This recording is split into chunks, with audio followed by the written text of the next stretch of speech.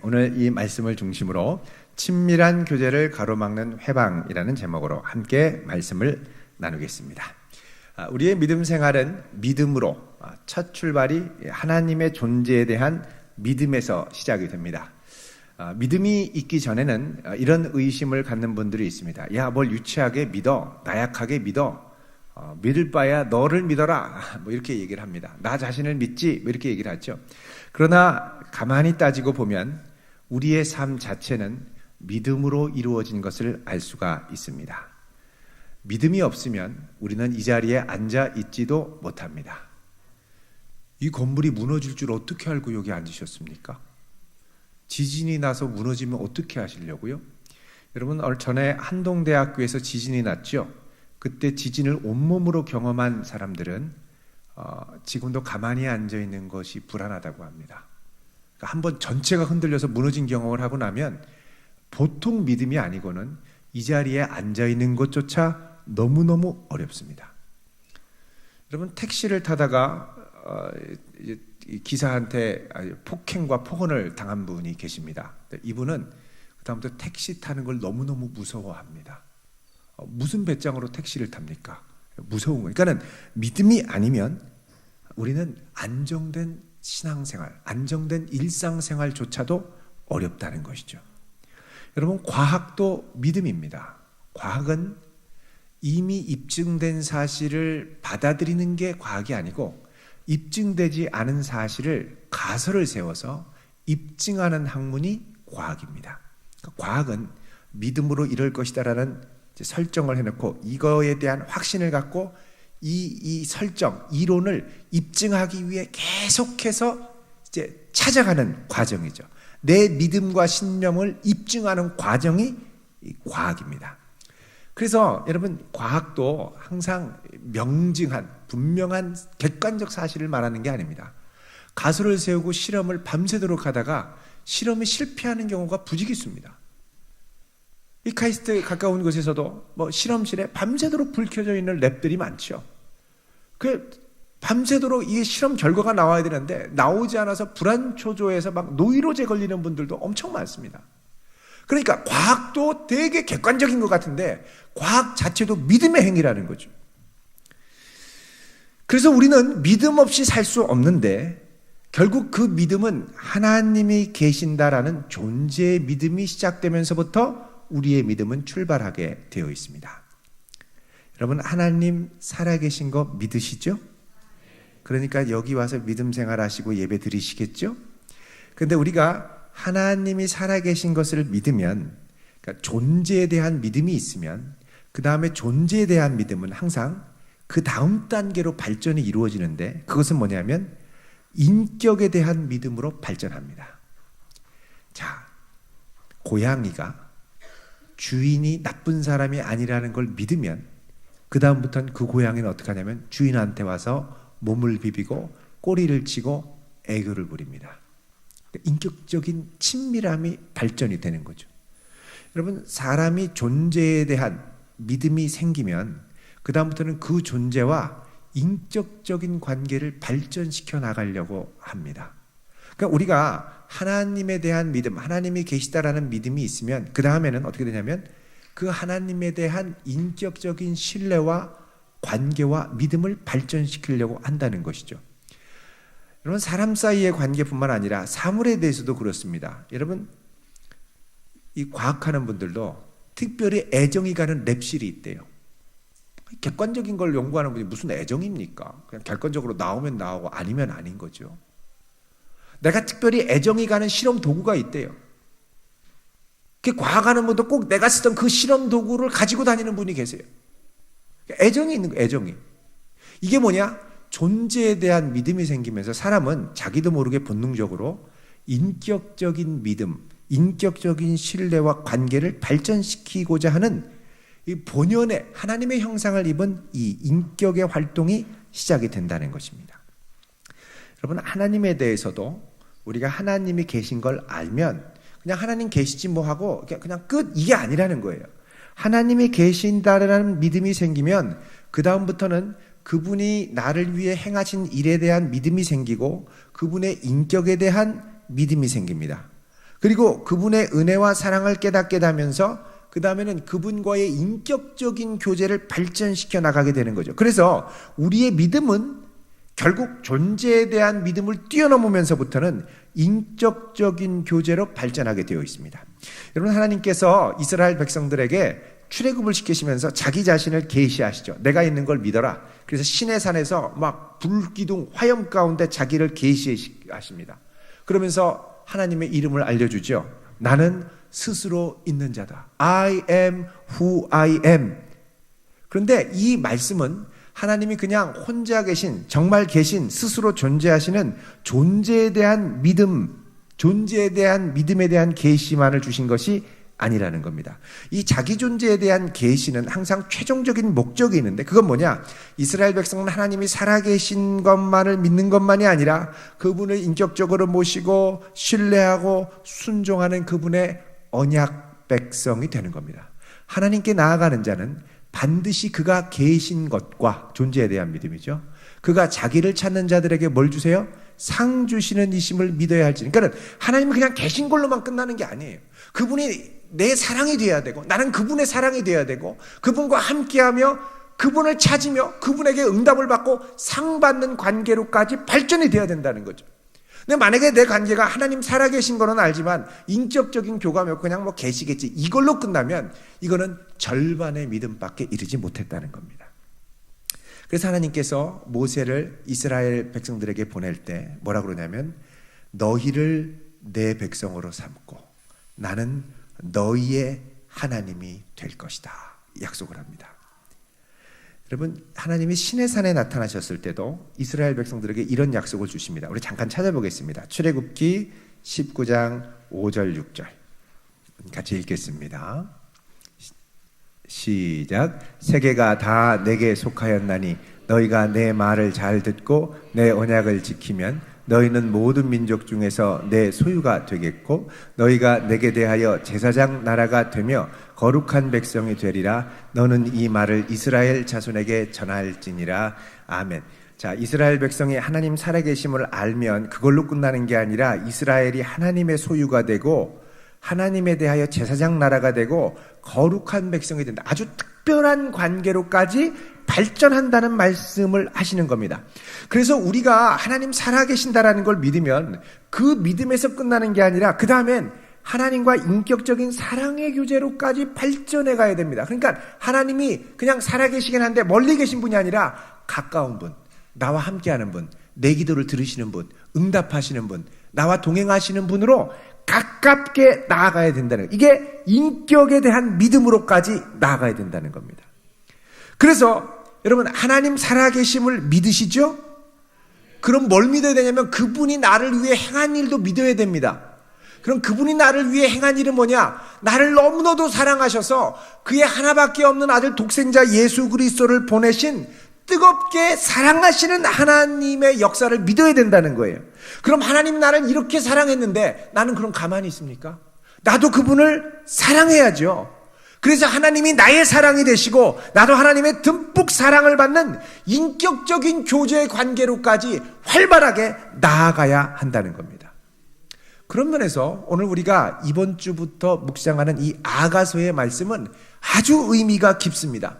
아가서는 솔로몬이 쓴 책이죠. 잠언, 전도서, 아가, 이게 다 솔로몬의 저작들입니다.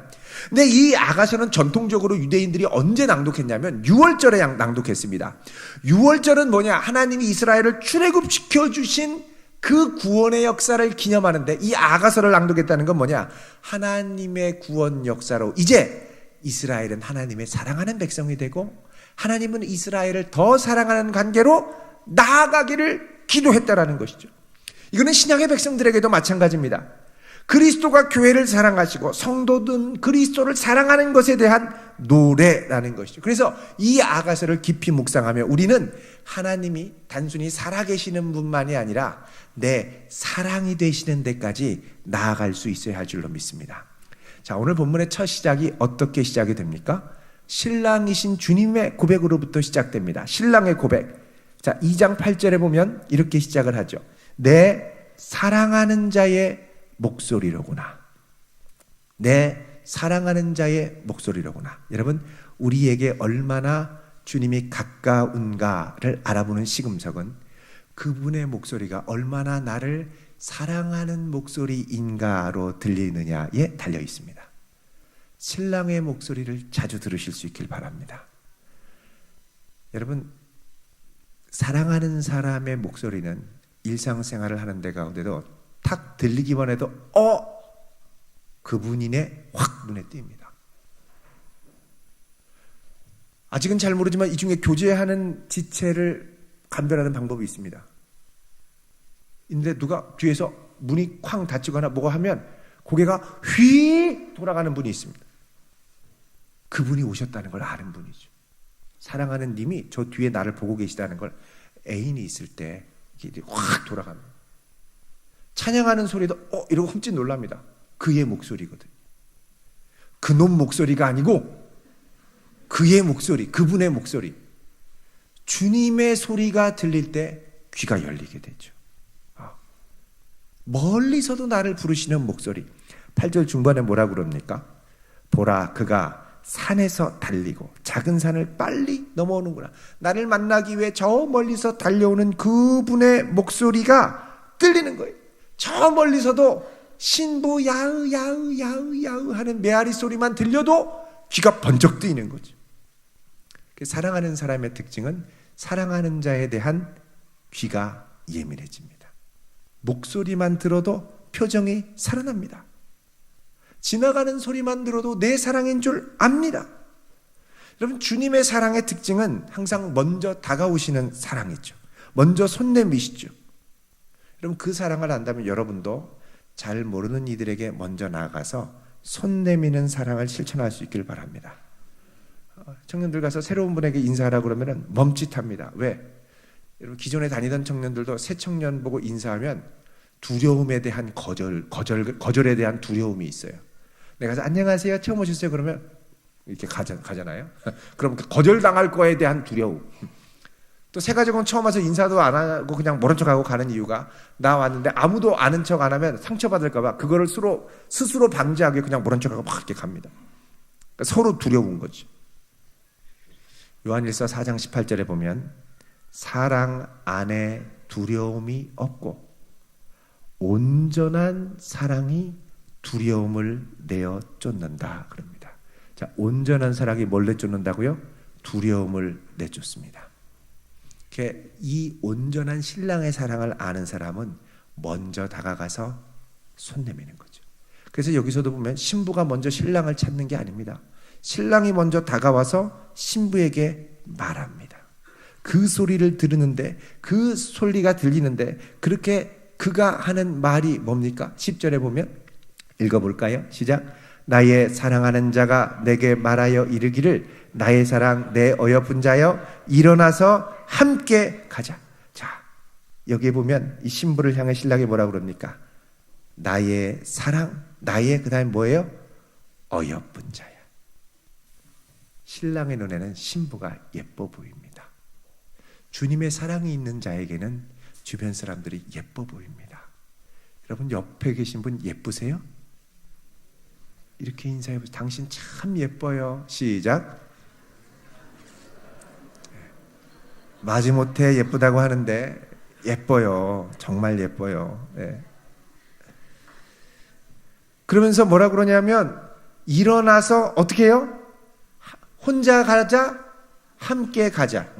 여기 가끔씩 보면 혼자 다니는 분 계세요. 같이 좀 다니셔야죠. 왜 자꾸 혼자 다니세요? 일어나서 어떻게 가자고요? 함께 가야 돼. 함께. 여러분, 이 신랑이 와서 함께 가자고 하는 건 지금 신부의 상태가 이렇게 혼자 다닐 만한 용기가 별로 없는 게 움츠러든 상태입니다. 왜 움츠러든 상태냐면 11절에 보면 겨울이 이제 막 거의 지나가고 있어요. 겨울. 움츠러드는 추운 기간이죠.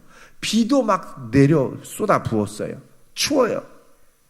자, 겨울도 지나고 이제 거의 다 지나가요. 빛도 그치고 지면에 꽃이 피기 시작하고 새가 노래할 때가 이르는데 비둘기의 소리가 우리 땅에 들리는구나. 무화과 나무에는 푸른 열매가 있고 포도나무는 꽃을 피워 향기를 토하는데 나의 사랑하는 자는 겨울에 너무 얼어붙었어요. 일어날 수가 없어요. 이 구속사적으로 보면, 이스라엘의 역사로 보면 바벨론 포로 시기가 끝나갈 때입니다. 추워서 못 가요. 못 일어나요. 아수르가 정복하고 한참 포로를 만들 때 못 일어나요. 그러니까 너무 두려워서 주변의 환경으로 일어날 수 있는 용기조차 없을 때, 그 비둘기가 어디로 갑니까? 이 신부가 어디에 있습니까? 14절에 바위 틈 낭떠러지 은밀한 곳에 있는 나의 비둘기야. 무서워서 숨었어요. 근데 거기를 신랑이 찾아온 거죠. 바위 틈 낭떠러지 은밀한 곳, 여차 발을 잘못 내밀면 떨어져 죽을 수도 있는 거기에 내 비둘기야, 내가 너의 얼굴을 보게 하라, 내 소리를 듣게 하라. 그러니까 얼굴을 보고 그 소리를 듣는 게 신랑의 소원이죠. 여러분, 주님 앞에 얼굴을 자주 보여드리기를 바랍니다. 그분께 사랑한다는 고백을 많이 할 수 있기를 바랍니다. 그분의 이름을 찬양하며 그의 이름을 높일 수 있기를 바랍니다. 그러니까 내가 좀 너의 얼굴도 보고 너의 소리를 좀 듣게 하라고 요청을 하고 있죠. 그렇게 해야 돼요. 자, 이렇게 하면서 나와야 되는데 여러 가지 이유로 못 나옵니다. 그래서 신랑이 제안하는 게 있습니다. 15절 읽겠습니다. 시작. 우리를 위하여 여우 곧 포도원을 허는 작은 여우를 잡으라. 우리의 포도원에 꽃이 피었습니다. 자, 우리를 위하여 어떻게 해요?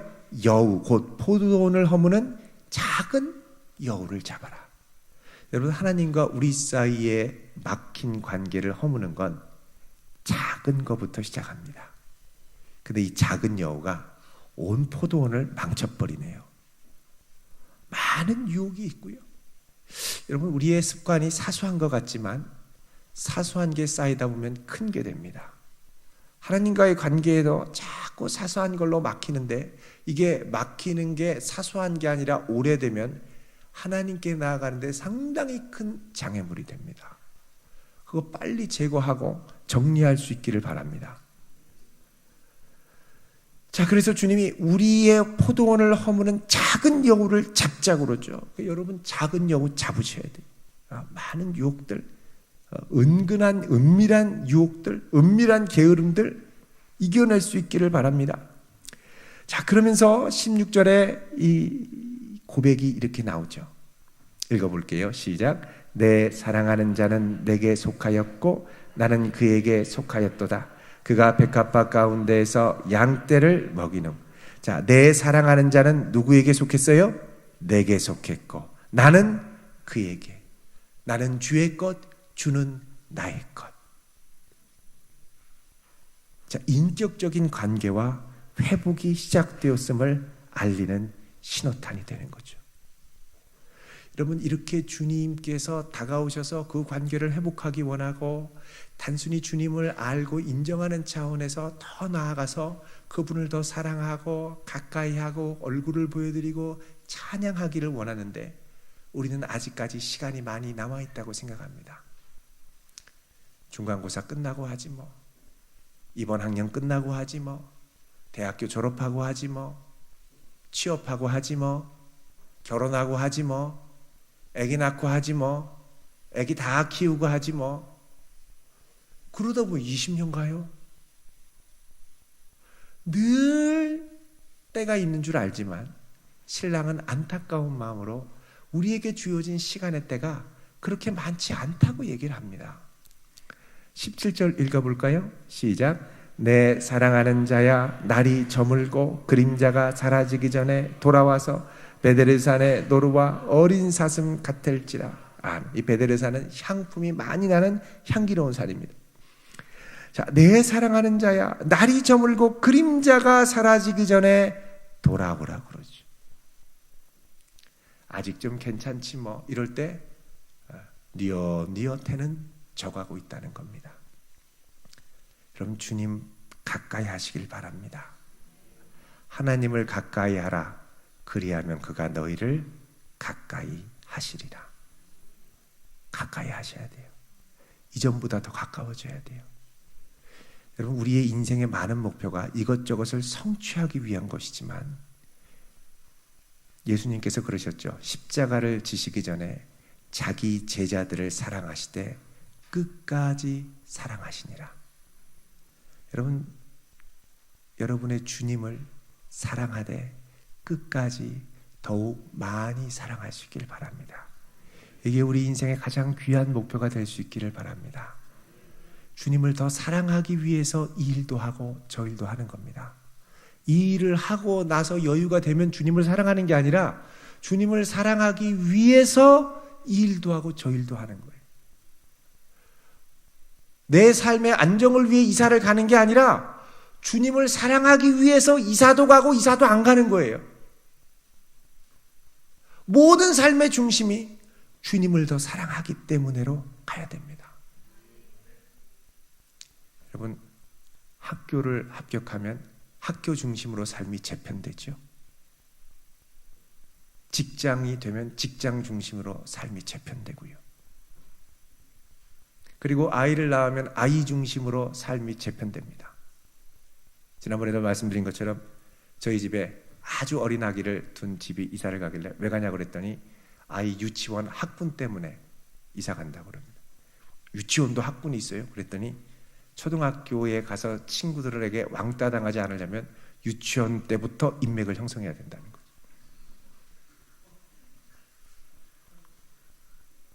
이거는 다 주께 맡기고 주님을 더 사랑하기 위해 이것도 하고 저것도 할 수 있기를 바랍니다.